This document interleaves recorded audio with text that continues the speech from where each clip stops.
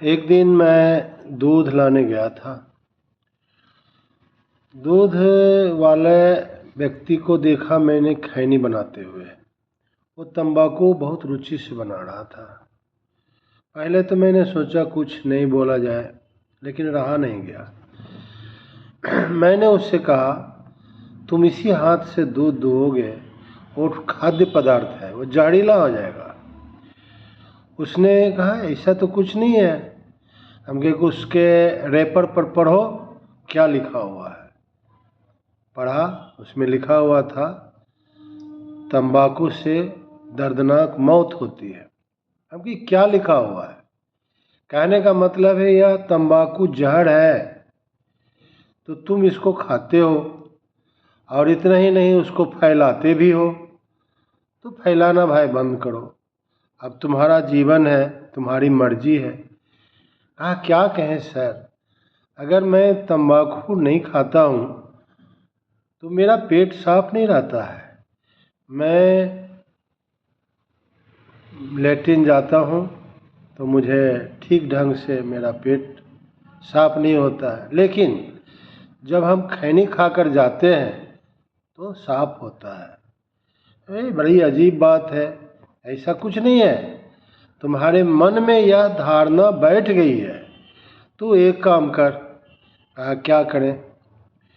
मैंने कहा, सुबह घर में 2-4 गिलास पानी गर्म करो, थोड़ा मेहनत ज़रूर लगेगा, और घर में सबको ये आदत बनाओ।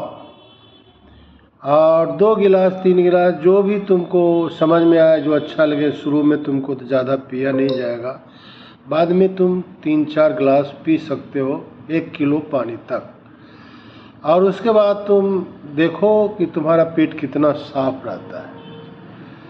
रिजल्ट भी आया। 2-4 दिन के बाद उसने शुरू किया और कहा कि नहीं सर, आपका कहना बिल्कुल ठीक है, लेकिन ये आदत तो मुझे जा ही नहीं रही है। सुबह में तो नहीं खाता हूँ, लेकिन दिन में खाता हूँ।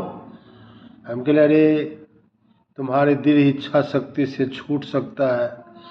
अरे मैं तो एक शिक्षक रहा, प्राचार्य रहा, इस नाते हमारा एक सामाजिक दायित्व तो बनता है कि मैं ऐसा बोलूं, हर लोगों को समझाऊं। अब मानना नहीं मानना तो तुम्हारा काम है, मैं क्या कहूं। मेरे बगल में एक और आदमी रहते थे, वो बीड़ी पीते थे, अभी भी पीते हैं। उनसे मैंने पूछा, क्यों पीते हो? वही कारण दिया जो तुम्हारा था, कि पेट साफ इससे रहता है। जब पखाना जाते हैं तो उनका पेट ठीक रहता है। अगर वो बीड़ी नहीं पिए तो उनको ऐसा नहीं होगा, इसलिए वो पीते हैं। तो इस तरह के बहानाबाजी छोड़ो। आज उनकी स्थिति बहुत ख़राब है, दिन रात खांसते रहते हैं। 60-70 की ही आयु है, लेकिन हालत ख़राब है।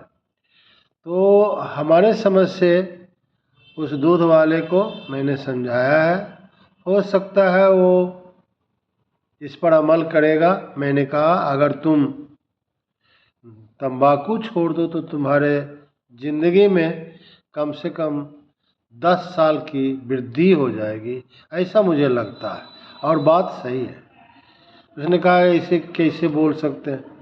कि मेरे जितने भी इर्द गिर्द में परिचित थे, जो भर भर मुंह दिन भर तंबाकू खाए रहते थे, ठोर के नीचे दबाए रहते थे, 90% को कैंसर हो गया। आज उनका कुल गर्दन गाल छिला हुआ है। तो ऐसा करने से बचिए। अगर आपको कुछ होता है तो आप अपने परिवार को भी नष्ट बर्बाद करते हैं। इसलिए मेरी सलाह मानिए और तंबाकू को आज ही अलविदा कीजिए। धन्यवाद।